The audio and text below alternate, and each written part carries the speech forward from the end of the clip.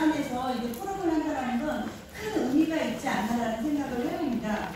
자, 우리 부서와 타 부서 간에 마찰이 없고 업무 협조가 잘 이루어진다. 그렇지 않다. 그렇다. 네, 그렇지 않다와 그렇다가 거의 반반 정도 응답을 하셨습니다. 이에 대해 나의 생각을 반영할 수 있는 기회와 통로가 있다. 그러니까 본인의 의사를 발휘할 수 있는, 그러니까 기관이나 뭐 상사에게 본인의 의사를 이야기할 수 있는 그런 기회가 높다라고 할 수가 있는 거죠. 지금의 직장을 옮겨도 나에게 적합한 새로운 일을 쉽게 찾을 수 있다. 그렇지 않다. 그렇지 않다라고 이야기하신 분이 상당히 높게 나타나는데, 어찌 보면 이직에 대한 불안감이라고도 볼 수가 있을까요? 그렇게도 해석할 수 있을 것 같습니다. 자, 그러면 조사 결과를 간단히 요약을 해보면, 지금에 대한 어떤 문제점이라고 하는 거는 대부분 이 간병인 일을 하는데 생계형 일자리가 64%로 응답을 하고 있었고, 그럼 이 직업에 대해서 문제점이 무엇이냐라고 했을 때는 낮은 임금, 인권 침해, 그리고 건강, 처우 개선, 그래서 뭐 협의체나 단체가 필요하다라고 85%가 응답을 하고 있었습니다. 자, 그러면 협의체 단체가 해야 될 역할, 처우 개선이나 인권보호, 역량 강화, 직무 교육, 법적 제도화가 필요하다라는 답변을 했고, 업무 만족도도 42%가 일할 수 있음에 감사하다. 그리고 일에 대한 자부심, 불만족은 계속 나오지만 낮은 보수였습니다. 직업 스트레스에서는 업무에 대해서 어떤 위험이나 사고 당할 가능성, 그리고 충분한 휴식이 부족하다. 그 다음에 타 부서와의 협조가 부족하다라는 응답을 하였습니다. 자, 그러면 이런 조사를 통해서 조사로 끝내버리면 별 의미가 없지 않습니까? 그래서 이런 조사를 엮어서 제가 크게 두 가지로 이제 복지 욕구 실현을 위해서 크게 두 가지로 나눠봤거든요. 첫 번째는 외적 역량, 두 번째는 내적 역량인데, 외적 역량으로는 법적 근거를 우리가 마련을 해야 되고, 정치활동을 해야 되고, 언론활동을 해야 합니다. 내적 역량은 간병인 협회나 노동조합, 간병인 학회 등을 창립을 해야 되는데요.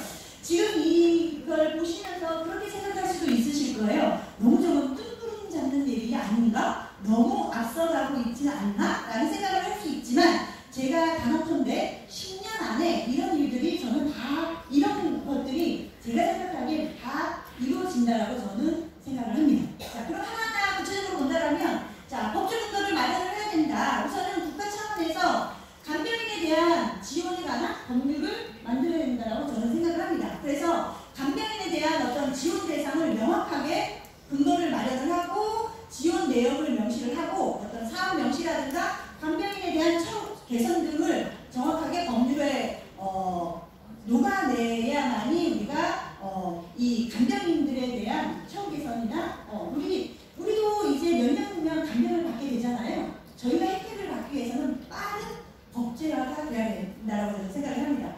자, 그러면 지자체는 할 게 없을까요? 지자체도 당연히 있죠. 정부가 법을 안 만든다면 지자체에서 먼저 나서서 지원 조례를 만들 수도 있습니다. 그래서 간병인에 대한 처우 개선 및 지위 향상에 관한 지원 조례를 통해서 우리 지역에, 제주 지역에 맞는 적용 대상이나 간병인들의 어떤 처우 개선 사업, 또 어떤 지급 대상이나 지급액 등 같은 것을 명시를 해서 간병인에 대한 지원이 필요하다고 생각합니다.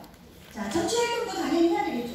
정치활동도 해야 되는데 간병인들의 목소리를 전달을 하려면 당연히 해야 되는 거고, 그러면 어떻게 정치활동을 할 것인가? 지금처럼 학술대회나 워크샵, 토론회 등을 통해서 관심 있는 정치인들을 참여를 유도를 시키면서 간병인 스스로 정치활동에 참여할 수 있는 중장기 계획도 상당히 중요합니다. 전에는 저희가 사회복지 영역에서도 정치활동을 하시는 분들이 그렇게 많지 않았잖아요. 근데 한 20년도 안 돼서 사회복지 하시는 분들이 정치활동을 상당히 많이 합니다. 그거는 즉 스스로 사회복지사들이 정치활동을 하면서 그들의 목소리를 높이기 위함이라고 볼 수가 있는 거죠.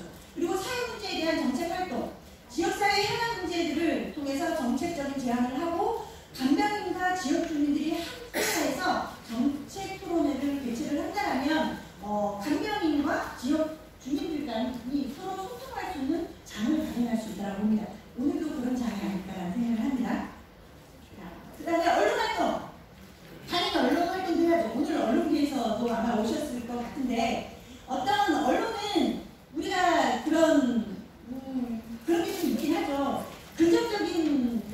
보면 부정적인 내용에 더 클릭하잖아요. 그러면 언론에서는 좀 부정적인 활동보다는 긍정적인 활동을 하고 있는 어떤 강변과 관련된 내용들을 홍보할 수 있게끔 우리가 언론사와 연결을 해서 활동할 필요가 있습니다. 그리고 간병인들 스스로가 지역사회 봉사활동 등을 통해서 적극적으로 활동을 하면서 사회에 참여하는 활동들을 언론을 통해서 홍보할 필요가 있습니다. 그리고 이런 법적, 제도적 근거를 마련을 하기 위해서 언론을 통해서 우리가 다양한 활동을 할 수가 있겠죠. 그 다음으로 마지막으로는 내적 역량 강화인데요. 자, 그러면 간병인들 스스로 어떻게 내적 역량을 강화시켜야 할 것인가? 실태조사에서도 나왔지만 단체가 있어야 된다라고 이야기를 했어요. 그렇다면 우선은 협회가 창립이 돼야 돼요. 그래서 어찌 보면 제주 다단에서는 간병인 협회를 만들어 드릴 수 있는, 도움을 줄 수 있는 단체가 될 수가 있다라고 볼 수가 있는 거죠. 그래서 협회가 창립이 되면 당연히 윤리 강령이 만들어져야 합니다. 우리가 다양한 협회들이 있지만 협회가 만들어지는 윤리 강령이 당연히 있잖아요. 그거 아무것도 아닌 것 같지만 그냥 벽에 붙여놓고 계시잖아요.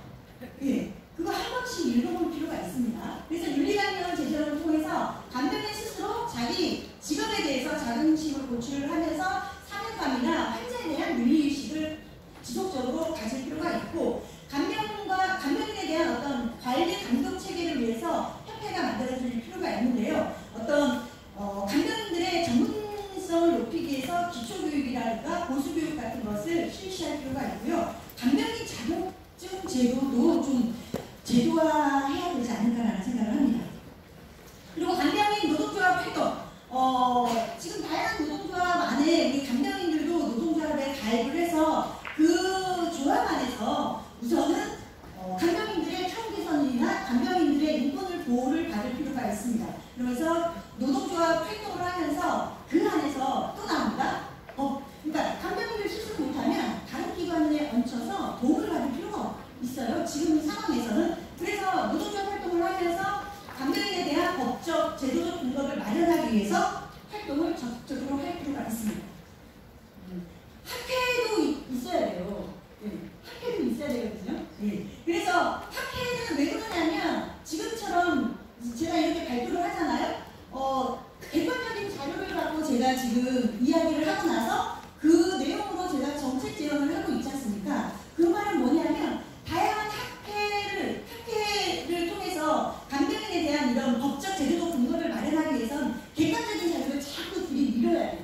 그렇기 때문에 간병인 제도가 국제화해야 된다라는 이야기를 계속 우리가 주장을 해야 합니다. 그러면서 다양한 학술대회를 열어서 간병인의 위상을 제고를 하고 간병인에 대한 인식 제고가 필요하다고 생각을 합니다. 자, 거의 다 끝나가는데요. 발표를 몇 분 하라고 말씀을 안 하셔서 나를 생각을 해봤는데 몇 분 했을까요? 5분 남았습니다. 5분 남았습니다. 예, 제가 잘 맞추긴 했네요. 왜 가족이 고령자를 돌보는가? 가족 돌봄은 당연한 것인가? 20년 전은 당연했어요. 근데 지금도 당연하나요? 그것은 좀, 점점점 하는 걸 합시다. 그리고 돌봄은 사랑의가 아닌 돌봄 노동입니다. 그렇기 때문에 간병은 정당한 노동 행위라고 할 수가 있습니다. 자, 간병은 전문직일까요? 전문직이 아닐까요?